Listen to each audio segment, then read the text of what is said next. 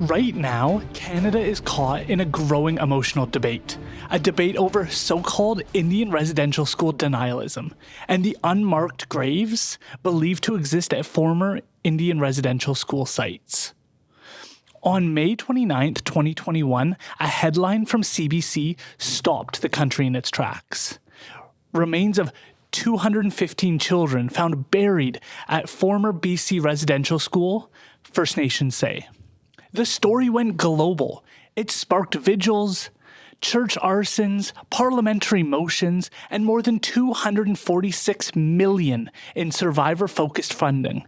It led to the creation of a national holiday, the National Day for Truth and Reconciliation. And eventually, it brought an unprecedented apology from Pope Francis to Indigenous peoples in Canada. For many, that headline was a moment of national reckoning, a public confirmation of what residential school survivors had been saying for decades, that children went to these institutions and never came home. But then came the correction, or what some called a quiet clarification. These weren't confirmed remains. They were possible burial sites identified using ground-penetrating radar. Researchers made it clear anomalies had been found, but excavations and forensic analysis would be required to confirm what they were. From that moment, the narrative split. On one side, conservative commentators like Jonathan Kay, Candice Malcolm, Francis Widdowson, and Nigel Biggar argued that radar doesn't detect bones, it detects disturbances, and to date, no remains have been exhumed or publicly verified in Kamloops. On the other side, Indigenous leaders and survivors insist we already know children died in these schools, often buried in unmarked graves on site. Ground-penetrating radar, they argue, simply point to what oral histories and survivor testimony have long told us. And whether or not to excavate is a decision that belongs to the nation, not to the media. These two camps are miles apart. But here's the truth. You cannot understand the 2021 Kamloops story without understanding the history that came before it. So today, we're going to walk that road. We'll examine the federal policies that created residential schools and how they were entangled with the Indian Act, assimilation efforts, and a deeply colonial mindset. We'll draw from primary sources like the 1967 survey of contemporary Indians of Canada, the 1972 Indian Control of Indian Education Policy by the National Indian Brotherhood, the Royal Commission on Aboriginal Peoples, and Volume 4 of the National Truth and Reconciliation Commission, the one titled Missing Children and Unmarked Burials. That TRC volume confirmed at least 3,200 child deaths and warned the real number may be far higher. We'll also cover the wave of lawsuits in the 1980s and 90s, the 2006 Indian Residential School Settlement Agreement, and the public testimonies that began reshaping Canada's collective consciousness long before Kamloops made headlines. Then we'll dive into the heart of the Kamloops story. What was been proven, what remains uncertain, and why did one media headline spark a global movement despite no bodies being unearthed? We'll also examine the critiques, the concerns raised in grave error, the difference between evidence and extrapolation, and the risks of drawing sweeping conclusions without public forensic confirmation. But this conversation isn't just about history. It's about the future and what this controversy could mean for First Nations government relations going forward. Because here's the real danger. If unresolved doubt festers, if hard questions aren't answered and treated as heresy, if debate itself becomes taboo, then reconciliation becomes performative. It becomes a slogan instead of a solution. And as a First Nations chief, I say this not to diminish the trauma of survivors. I've seen it in my own family. I carry that truth with me. But I also believe that if this story about our people is inaccurate or exaggerated, it will hurt us in the long run. Not because it makes us look bad, but because it hands ammunition to those who want to deny the real harms that did happen. Most Canadians already recognize the injustices of the past. The empathy is real and it's earned. But we risk eroding that goodwill if we're seen to be building public policy on shaky ground. And if we alienate everyday Canadians with moral absolutism or information gaps, we push reconciliation further out of reach.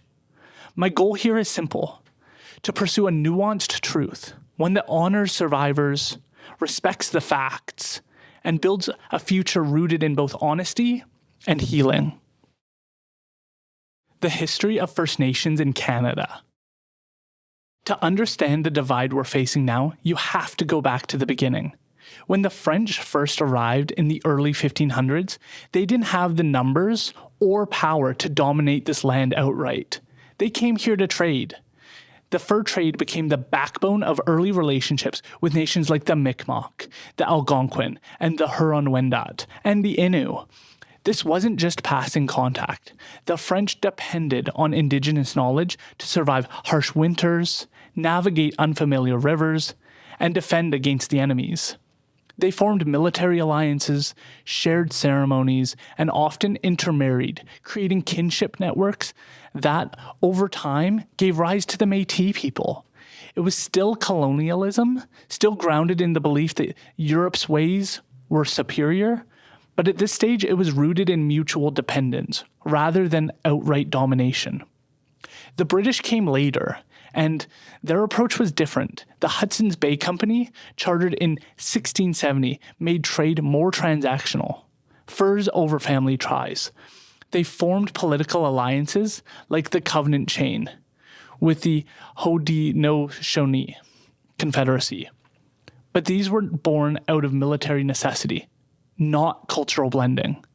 When Britain defeated France in 1763, they inherited France's colonial claims, and to keep the peace, King George III issued the Royal Proclamation of 1763.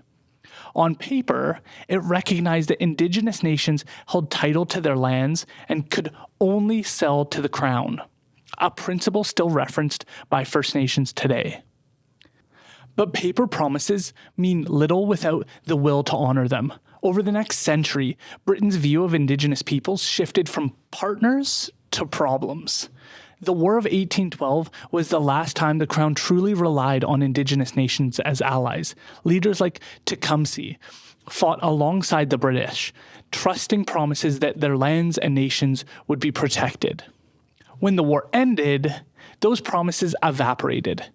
The Treaty of Ghent didn't even mention Indigenous rights. By the mid-1800s, the push to civilize was in full swing. Settlers moved west, and the Biggar Commission of 1842 to 44 recommended educating Indigenous children in industrial boarding schools, away from the influence of their families and communities. This was decades before residential schools became official policy, but it laid the groundwork and the blueprint. In 1857, the Gradual Civilization Act offered citizenship and a small parcel of land to Indigenous men who gave up their Indian status and treaty rights. Out of thousands, only one man agreed.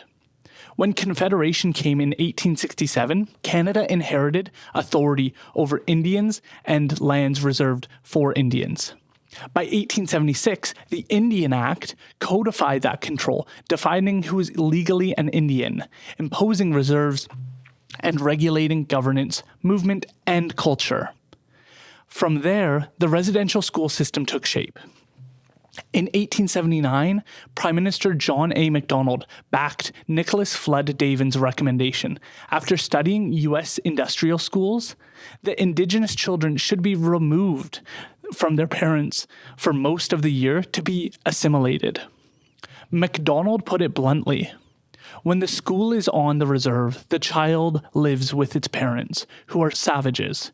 He is simply a savage who can read and write. Indian children should be withdrawn as much as possible from their parental influence. By 1894, amendments to the Indian Act made attendance at these schools compulsory for Indigenous children from age 7 to 16, with only limited exemptions. In 1920, the law went even further, making it illegal for status Indigenous children to attend any school other than a government or church-run residential institution. Parents who resisted risked having their children taken by Indian agents or police. From the 1800s until the last school closed in 1996, more than 150,000 Indigenous children went through this system. They were stripped of their names, punished for speaking their languages, and forbidden from practicing their own culture. In my territory, Stolo elder Siamya Tiliot remembers sneaking to the far side of the playground to quietly speak her language. She is now the last fluent Halklamalem speaker. Official records confirm that at least 3,200 children died in these schools, mostly from disease, malnutrition, and neglect. But the Truth and Reconciliation Commission believes the real number is far higher, with death rates in some schools exceeding those of Canadian soldiers in wartime. Warnings about these conditions go back generations. In 1914, Duncan Campbell Scott, the Deputy Superintendent of Indian Affairs, admitted that 50% of the children who passed through these schools did not live to benefit from the education which they had received therein. He wasn't condemning the system. He was running it and remaining committed to the goal of erasing Indigenous identity from Canada's future.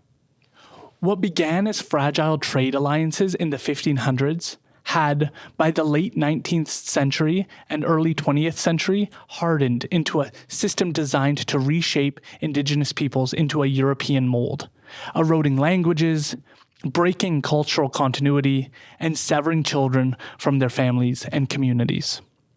It didn't happen overnight. It was built, law by law, policy by policy, over the course of 3 centuries. And to move forward, we need a nuanced understanding of how we got here. Indian residential school track record throughout history. We know Indian residential schools in Canada lasted for nearly a century, and across that time, report after report told the government exactly what was wrong. And every time, they nodded and carried on. One of the first alarms came in 1907, when Dr. Peter Bryce, Canada's chief medical officer, reported staggering mortality rates, 15 to 24% of children dying in the schools, climbing to over 40% in some communities. The causes were no mystery: tuberculosis, overcrowding, and appalling sanitation. Ottawa buried that report. By 1922, Bryce had enough. He published the Story of a National Crime, openly accusing the Department of Indian Affairs of criminal negligence for allowing conditions he called nothing short of manslaughter. His evidence was clear, his words impossible to misinterpret, and still nothing changed. Even the churches knew. In 1935, the United Church of Canada ran its own commission on Indian education. It found widespread deficiencies, poor educational outcomes, and systemic neglect of the children in its care. And yet, like Bryce's report, the findings never sparked reform. They stayed in the archives, gathering dust. Almost 3 decades later, in 1967, the federal government commissioned anthropologist Harry Hawthorne to produce a survey of the contemporary Indians of Canada. In it, Indigenous peoples were described as citizens plus, entitled not only to the same rights as other Canadians, but also to their treaty rights. Hawthorne flat out criticized residential schools for poor results and recommended local control and a shift to day schools. It didn't shut the system down, but it began nudging Ottawa towards integrating Indigenous students into provincial schools. By the late 1960s, and as federal archives confirmed most churches wanted out, running these schools was costly, controversial, and increasingly indefensible. In 1969, the federal government took over from the churches. Then, In 1972, the National Indian Brotherhood released Indian Control of Indian Education. The title said it all, and Ottawa agreed in 1973. New enrollments in residential schools began to drop sharply. But change wasn't coming fast enough for survivors still in the system. By the mid-1980s and into the early 1990s, survivors were organizing, supporting one another, and, as court records showed, launching class action lawsuits. In October 1990, Phil Fontaine, Grand Chief of the Assembly of Manitoba Chiefs, publicly described the abuse he had endured. That speech was a turning point, the moment the silence started to break. And the 1990s proved the abuse wasn't just history.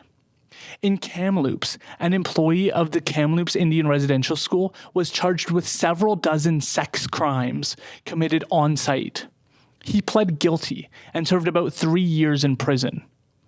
As later described in TRC testimony, survivors recalled nighttime assaults, the abuser moving through dorms with a flashlight. In Saskatchewan, William Starr, administrator of the Gordon Indian Residential School from 1968 to 1984, admitted to sexually abusing potentially hundreds of boys. In 1993, he was sentenced to 4.5 years for sexually assaulting 10 of them. That same period saw hundreds of lawsuits filed and over 200 complaints settled by Ottawa. Then came 1996, the Royal Commission on Aboriginal Peoples. A massive, multi-volume report concluded that residential schools were a central element in the cultural genocide of Aboriginal peoples. It called for healing initiatives, community-controlled education, and public acknowledgement of the harm. That same year, the last federally run school, Gordon Indian Residential School, closed. And no, there was no sweeping government apology.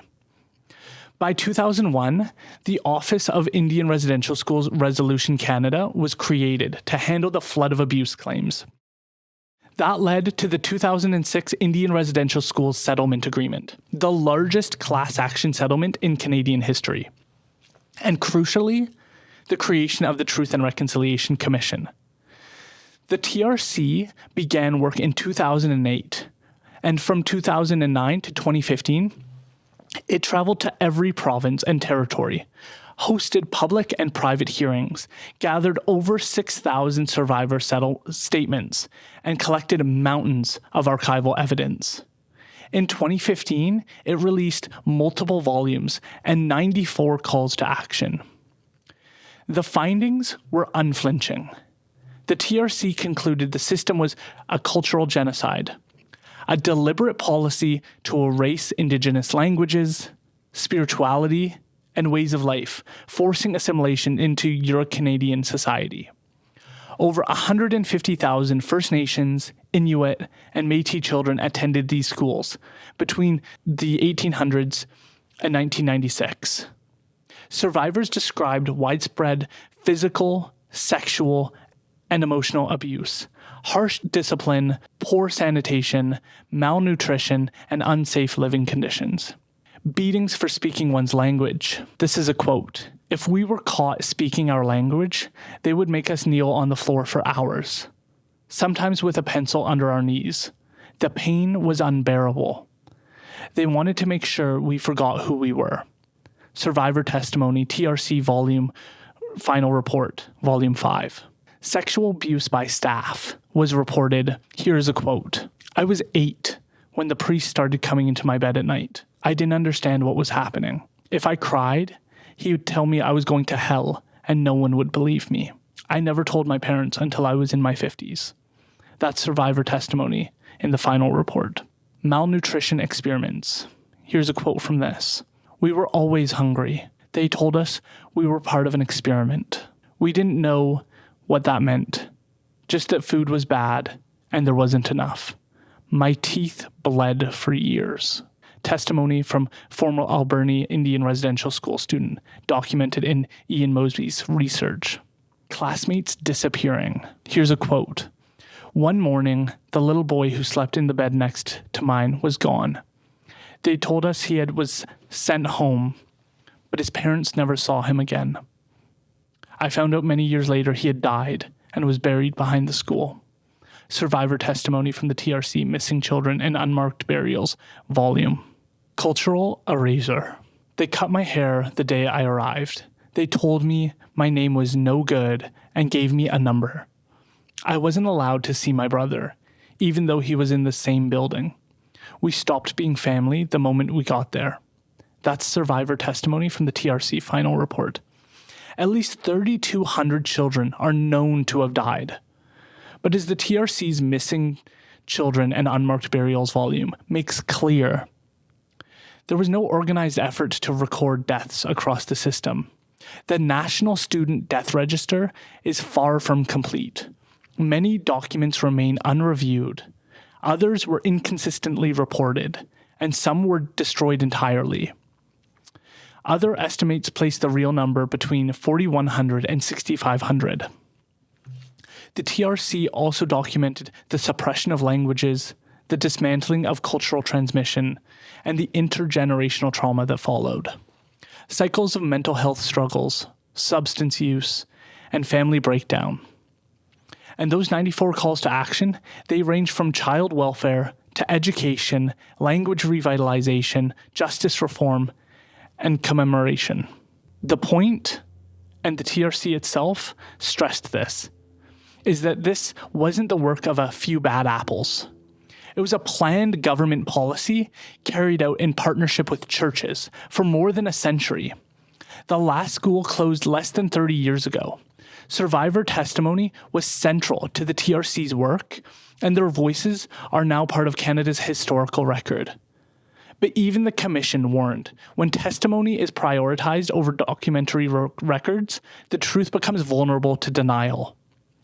That's why both matter, the stories and the hard evidence, because without both, the truth can be picked apart. In December 2015, the TRC completed its work and released its final report, concluding that the residential school system amounted to a cultural genocide.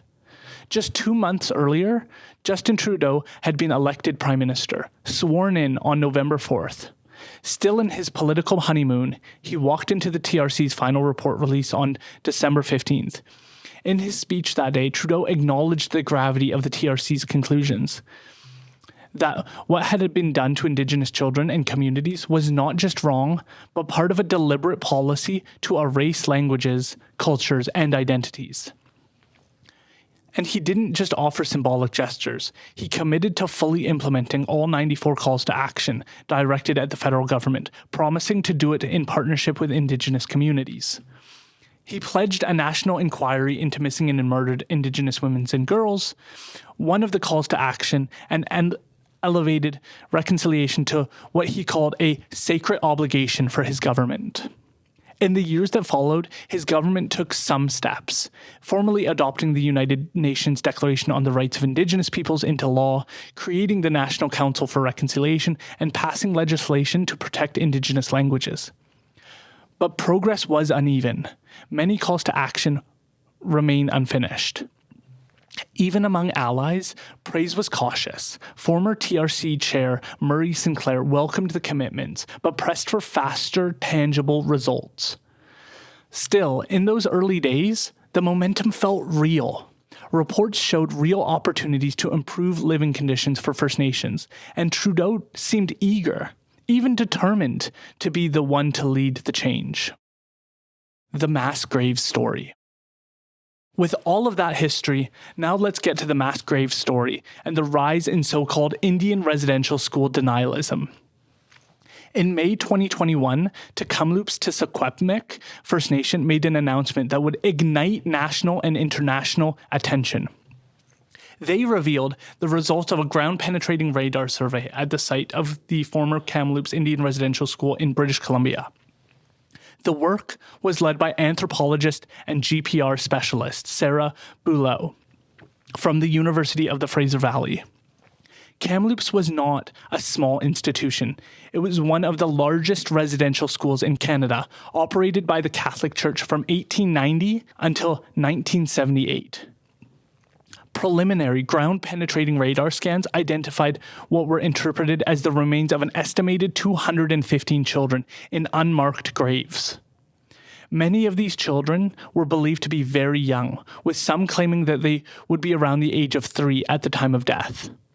The locations aligned with survivor testimony, stories told for decades about children who had died at the school and were buried without markers, without records, and without families being told.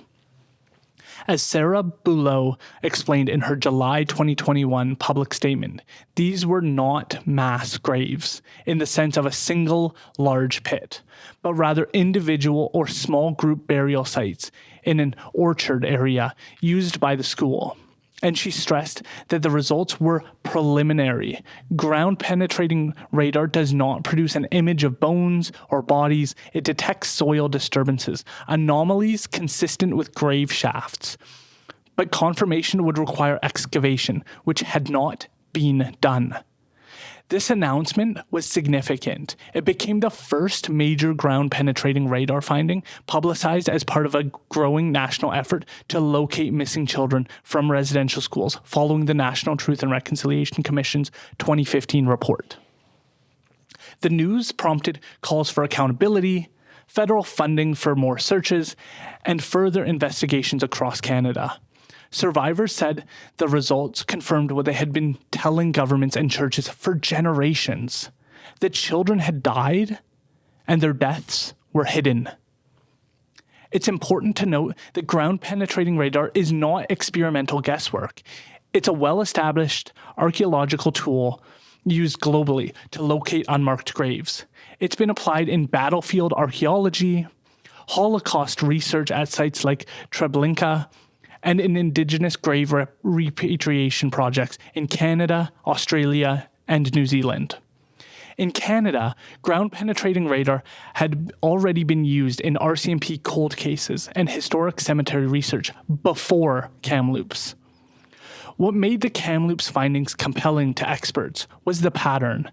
As Bulow explained, the anomalies had a consistent size and shape, small grave shafts matching the dimension of children's burials.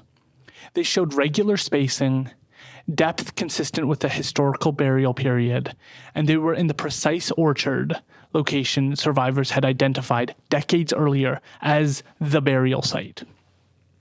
The way that they are shaped, the way that they are positioned, their size and their depth is consistent with burials, she said, as reported by the CBC News. Still, limitations remain.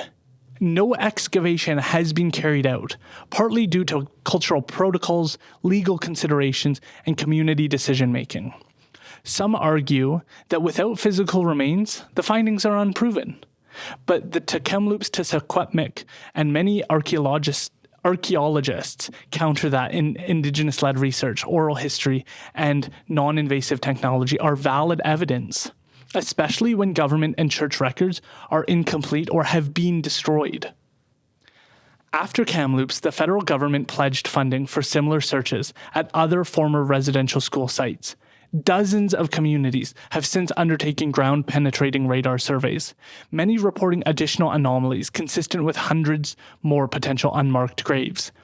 The Catholic Church, which operated Kamloops, faced renewed calls for a formal apology and full access to records. The announcement also accelerated national conversations, from lowering flags on federal buildings to establishing the National Day for Truth and Reconciliation. But the story also drew critics, several of whom I've interviewed on this show. Journalist Jonathan Kay, writing in Quillette in 2022, argued that the media's framing using phrases like discovery of human remains and mass graves overstated the facts. Kay noted that ground-penetrating radar detects ground disturbances, not bodies, and that no remains had been exhumed. In his view, the coverage became a national social panic, where reporters repeated one another's framing without caution or correction. He's called for careful verification before making definitive claims, stressing that tragedies in residential school history are real, but premature conclusions undermine trust. Nigel Biggar, another past guest, argued in a December 2024 essay titled Grievances, Politics Fuels New Era of Fake History that the Kamloops story fit into a broader Western pattern of media-driven moral panic and retrospective colonial guilt. Candice Malcolm, also a former guest, was among the earliest and loudest voices questioning the Kamloops narrative. She's described the coverage as one of the most destructive fake news narratives in Canadian history. Malcolm points to the absence of exhumed remains, the speculative nature of the reports, and cases where anomalies were later found to be in established cemeteries. She often cites later excavations at Pine Creek and Kamsell Hospital, where no human remains were found, as vindication for her skepticism. In her view, the moral and political fallout from the initial reporting, including vandalism at churches, the cancellation of Canada Day events, and the creation of a national holiday, were disproportionate to the unconfirmed evidence. Malcolm also contributed to and promoted grave error, how the media misled us, and the truth about residential schools. A 2023 anthology edited by C.P. Champion and Tom Flanagan. The book compiles essays from journalists, academics, and commentators who argue that Canadian media and political leaders overstated aspects of the unmarked graves narrative. The contributors question the interpretation of ground-penetrating radar results, criticize what they see as political exploitation of the story, and challenge elements of residential school history as framed by the National Truth and Reconciliation Commission. Supporters say it's a necessary corrective. Critics say it's downplaying survivor experiences and undermining reconciliation. So the Kamloops story sits at the intersection of history, technology, survivor testimony, and public trust. For many Indigenous communities, it was a validation of long-ignored truths. For others, it was a case study in the dangers of media amplification without physical verification. And for the country, it became one of the most consequential and contested moments in the ongoing conversation about Canada's residential school legacy. The fallout. Here's the divide as I understand it. If you're left-leaning, you tend to trust the CBC. You trust the National Truth and Reconciliation Commission. You trust and know that Stephen Harper and the Pope apologized, and you trust the archaeologists, which leads you to believe the claim is true. And as mentioned earlier, per the National Truth and Reconciliation Commission's final report, at least 3,200 children are known to have died in residential schools. But here's the thing, as found in the TRC's Missing Children and Unmarked Burials volume, there was no organized effort to record deaths across the entire system. The National Student Death Register is far from complete, with many documents still unreviewed. Death counts remain unknown because of incomplete records, inconsistent reporting, and in some cases, outright destruction of files. Other estimates place the real number between 4,100 and 6,500. So, when the 215 anomalies in Kamloops were reported in 2021, for many, that was seen as evidence confirming what the TRC already said, that records were incomplete and that the actual number could be much higher. If you're right-leaning, you see it differently. You question why the CBC, New York Times, and Washington Post made such a bold claim without definitive proof. Then, why they quietly changed or updated their wording. You note that the archaeologists are pointing to ground-penetrating radar readings, not to confirmed remains of children. You ask why culture and emotions seem to outweigh hard evidence, especially when this is an extraordinary claim that, in your view, requires extraordinary proof. You question the dramatic political and financial response, including a $246 million community fund. You point out that the TRC relies heavily on survivor testimony rather than only cold statistical data. And you ask why. 4 years later, there have been no excavations. If you're right-leaning, you're also likely conservative. And what does it mean to be a conservative? At its core, it means you want to conserve, to preserve history, culture, and the stories we tell ourselves. So when the CBC broke the 215 unmarked graves story and churches were burned or vandalized in the aftermath, the conservative reaction was predictable through that lens. That's why it's important to be aware of the instinct towards conservation when reviewing complex, important topics, because it shapes how you interpret the facts. The reality is, ground surveys have revealed numerous potential burial sites, but human remains have only been confirmed in a very few cases, and often not through targeted excavations. Now here's where the conversation gets heated. People who question the 2021 story are often accused of being Indian residential school deniers. There are 2 problems with that to start with. First, it's inaccurate. These people aren't denying that residential schools existed or that they caused harm. They're questioning a specific claim. Second, the term is politically loaded, deliberately echoing Holocaust denier. And here's the strange part. Even the CBC admits the definition doesn't actually mean someone denies the existence of the school system. In a March 17, 2025 article, CBC journalist Samantha Schweintek wrote, "Residential school denialism does not deny the existence of the school system, but rather downplays, excuses, or misinterprets facts about the harms caused by it," experts say.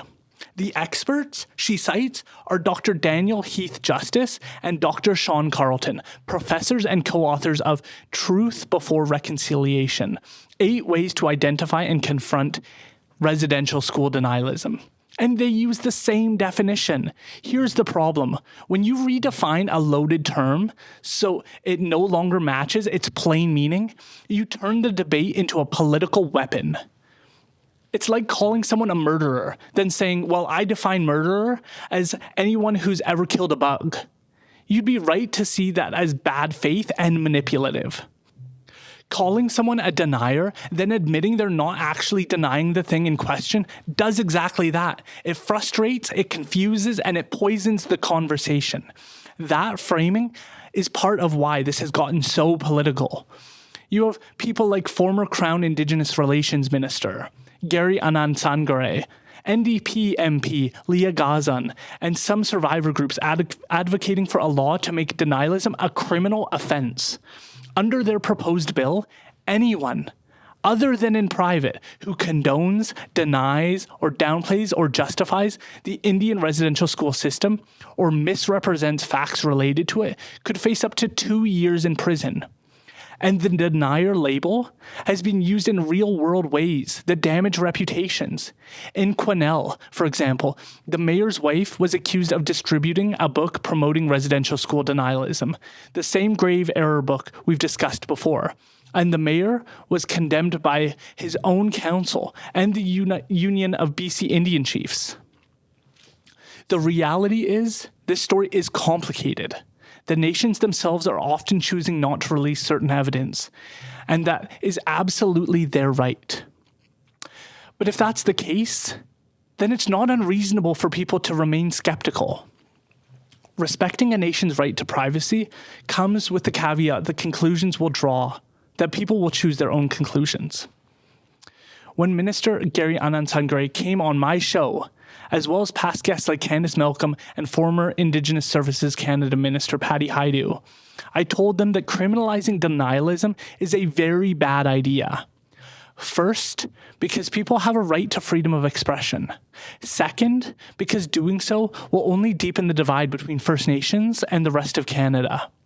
Third, that the term denier doesn't reflect its plain meaning. And lastly, because we don't have all the evidence needed to justify such a law. Here's my clip with Minister Gary Anandasangaree and Patti Hajdu on criminalizing denialism.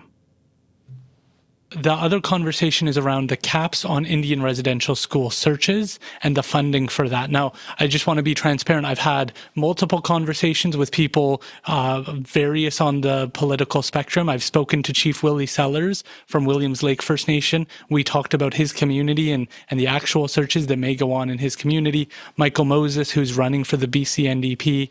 But I've also spoken to individuals like Candice Malcolm from True North Media about her perspective and the book that her organization True North released, saying that perhaps there aren't these unmarked graves, that the CBC story that was initially reported has some problems with it, one of which is they find abnormalities. There's not bones that have been discovered. There's these abnormalities that may be bodies. And I'm wondering how you process this story, and then how do you decide, you've removed the caps on that search. How did you come to that decision? I was at Williams Lake. I was at, we did, I was at Williams Lake last year around this time. I met with Charlene Bellevue, who is very involved with the work of St. Joseph's former St. Joseph's Residential Schools. I walked the ground, and this was about 3-4 in the afternoon. By the time I finished, and I had so many other things to do that day, I just went to the hotel and I had to shut down. And I have not felt like that in any other day in this role. And I had to shut down because the emotion was so overwhelming, and the impact that just even walking and understanding the stories just crushed me, right? And for anyone to suggest that we can't accept residential school, that deaths took place, that young people didn't go home, families didn't have their kids back. I think it's absolute nonsense. And it is the type of hatred, in my opinion, that warrants, criminal review and almost, when we talk about Holocaust denial or denialism of any major event, I think genocide, I think this is at that point where it should be part of Canadian criminal law to be able to talk about those who deny that this happened. The work I think that's being undertaken by the community is a verification process to see, if there are bodies that can be found or that can be exhumed and that can be tested. And every single one of those steps takes buy-in from the community, it takes commitment, it takes, frankly, the understanding of what they're going to be able to live with when they do that search. And everyone will have different decision points, and everyone will not have the same outcome. But ultimately, everyone deserves to undertake this process if and when they're ready. Well, I can see the foundation of why that bill has been proposed. I mean, ultimately, at the end of the day, it's extremely hurtful to individuals, especially individuals with an experience in residential school, which is many, if not most, individuals in this country, First Nations, Indigenous people in this country. And so I understand the motive behind it. The government's still studying that bill to see whether or not, and it, of course, it's not even in debate yet, but eventually the government will decide about whether it supports the bill or not, and whether or not there's other legislation that, is duplicative. For example, we do have hate speech laws in this country. Agreed. Are they enough? So, ultimately, at the end of the day, I would say stay tuned for a decision from the government. But what I would say that the government agrees with is that the experience of denialism is very painful for people that are, mourning the loss of their family, mourning the impact of their parents, and the experience of their parents on their own lives. There's just so much loss and grief in this space that, what I hope is that Canadians increasingly want to understand and be compassionate to the healing journey that First Nations people are on. And I'm consistent about this. When a Vancouver theology school tried to cancel a lecture by Nigel Biggar, a past guest, because he was labeled a denier, I reached out to the organizers. I told them I'd be happy to attend to question Biggar directly, and that while I disagree with some of his views, I believe he has the right to speak and that his views have a right to be challenged. Because I'm about as close to a free speech absolutist as you can get. I did attend that event. I engaged with him respectfully, and despite where we disagree, I still respect him as a thinker who's willing to show up and defend his position in an open conversation. That said, I also see the other side. Some people do try and downplay the harm of residential schools unnecessarily. When I spoke with Candice Malcolm, for example, she acknowledged that bad things happened and that the policy failed, but did argue that the intentions were good and that there are good stories that come from them. Here's that conversation with Candice Malcolm. So like so the government recruited a bunch of murderers to go off and like kill kids. Like I just am trying to understand the accusation because again, like because we're writing about this is a super controversial topic. I've 100%. Heard from a lot of Canadians. I really respect what you're saying, and I'm happy to continue this conversation as long as you want because I think I can learn from you in this instance because you're a lot more connected to it than I. But I've heard from people who say, you know, there was an Indian residential school in my community, and they got more money than the public schools or the Catholic schools. And they had more resources and they had better teachers and they had nicer buildings. And I've talked to people who were graduates of these residential schools, and they say that it changed their life and it made them on a better path towards succeeding in a modern economy. So like there's two sides to it, right? It's like, I'm sure a lot of people went to school and had a miserable experience and they were homesick and they were sad. A lot of people really wanted their children to attend these schools because they saw it as an opportunity for betterment. Like I said, the schools weren't compulsory. They weren't mandatory. They weren't going and scooping people up from their house despite there's a sort of a thought that was happening, that the Canadian police were like going door to door and scooping kids up and taking them to these schools. That's a myth as far as I can understand. People wanted the schools, and sure, like in any environment, there's going to be an abuse of power. There was abuse, and there was horrible, unspeakable abuse, and it's tragic. And anyone who was involved in that should be held accountable. There's a reason we got rid of this program. It obviously failed. It didn't work, although some people did benefit from it. And Nigel Biggar argued that First Nation communities often asked for Indian residential schools, and the mass graves story connotes murder, and that it created a moral panic. Here's that clip. Well, I mean, as you say, Aaron, there was this claim back in 3 years ago in Kamloops, based on ground-penetrating radar that revealed there'd been earth movements under the ground. And it was assumed these were the mass graves of Indian kids, undiscovered, unknown, and of course to use the word mass graves, which is what the phrase that was used in the press by the New York Times and Al Jazeera does connote mass murder. And then subsequently there were multiple similar claims. And then you had the people starting to burn down Catholic churches. I think 83 have been burned down to date because some of these schools were run by Catholic religious orders.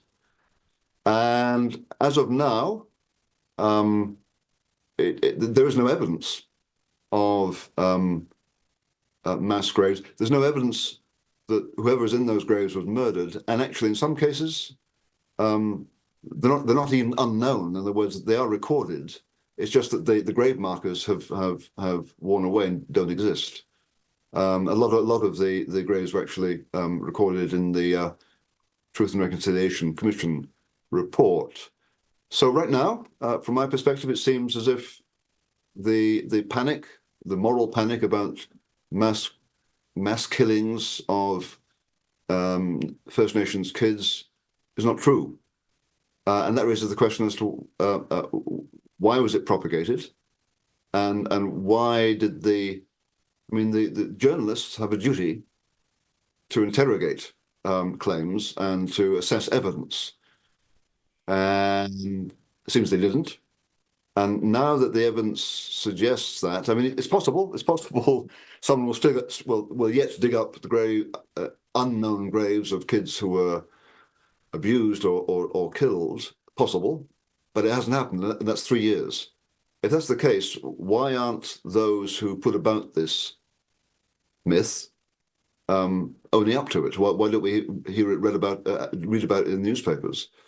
I guess people are being cautious to see, but correct me if I'm wrong. Right now, it looks as if the claims were not true. Is that true? The important takeaway is that the mass grave story does not claim that the children were murdered, which is the angle Candice and Nigel have misunderstood or misinterpreted. The TRC is very clear that it was often due to tuberculosis, poor living conditions, and lack of nutrition. But both Candice and Nigel were open to having a conversation. And here's the thing. Dr. Sean Carlton and I debated on X. He accused me of carrying water for Indian residential school deniers by speaking with them on my show. Despite the fact that I've interviewed many on the right and left on this issue. I've spoken with government officials, journalists, First Nation leaders, and media pundits with varying perspectives. I believe they have every right to question things, but they should also understand the lived impact. From where I sit, this debate is dividing First Nations and everyday Canadians more than it needs to. On the left, you have people pushing to criminalize skepticism. On the right, you have people being unnecessarily unsympathetic to Indigenous history. So here's my position.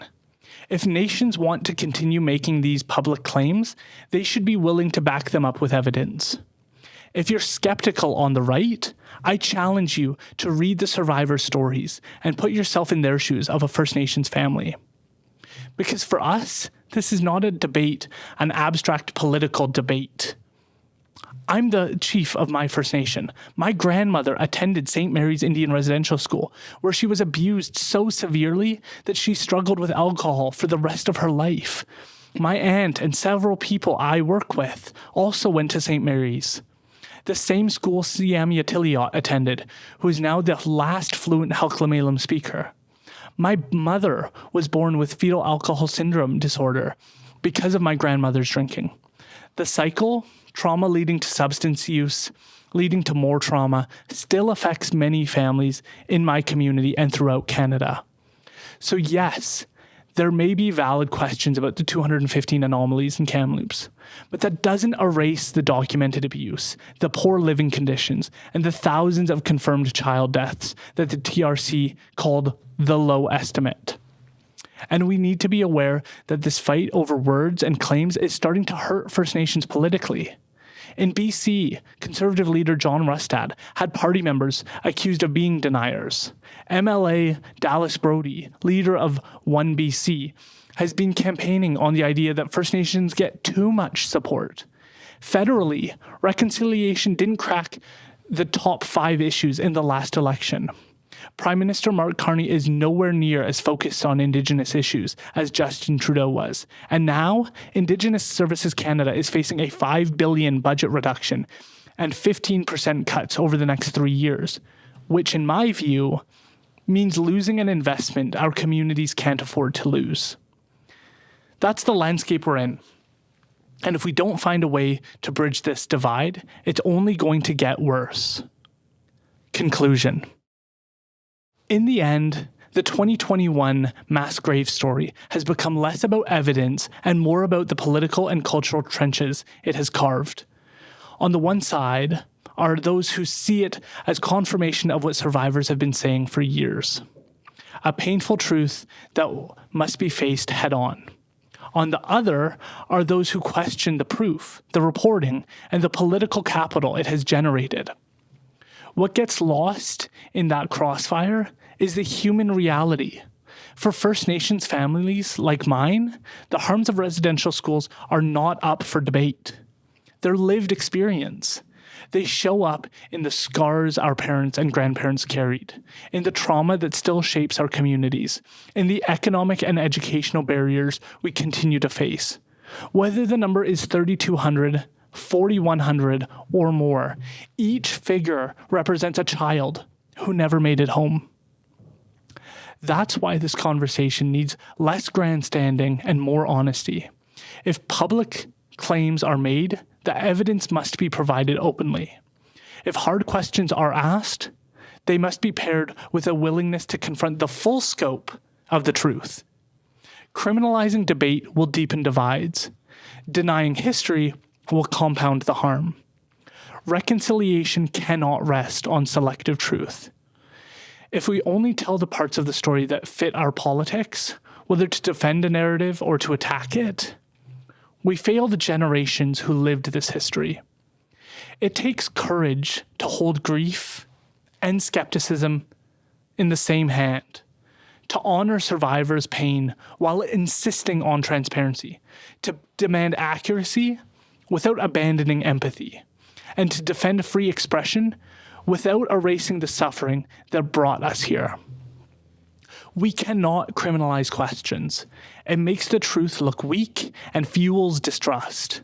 And we cannot deny history. It reopens wounds that never healed. Those who demand silence in the name of sensitivity risk alienating Canadians who might otherwise stand with us. Those who downplay the abuse, death, and cultural destruction risk proving survivors right when they say their pain is minimized. The only way forward is to tell the whole truth, even when it's messy, incomplete, and uncomfortable. The truth is, the TRC makes it clear there are likely unmarked graves, and the areas where ground-penetrating radar found anomalies are an obvious place to start.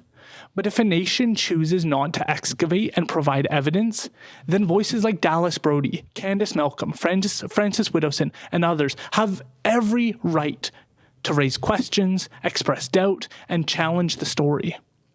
That's what accountability is. Holding institutions, governments, and media to a standard of accuracy, and holding ourselves to a standard of compassion. If we fail to do that, the gap between First Nations and the rest of Canada will only continue to widen, until reconciliation is nothing more than a hollow political slogan. But if we do it, if we demand truth while showing respect, then maybe, just maybe, we can replace mistrust with understanding and build something strong enough for us to all carry forward. Nuance isn't weakness, it's strength. It's how we protect both memory and integrity. It's how we move from symbolic reconciliation to meaningful change. I'm a First Nations chief. I've seen intergenerational pain. I've also seen what happens when media, politicians, or activists oversimplify our stories for clicks, for grants, or for ideological gain. That does not help us.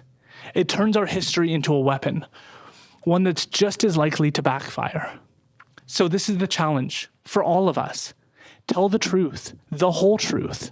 Not just the parts that feel good or are convenient. Don't shut down dissent. Don't weaponize grief. And don't assume that pain justifies bad reporting.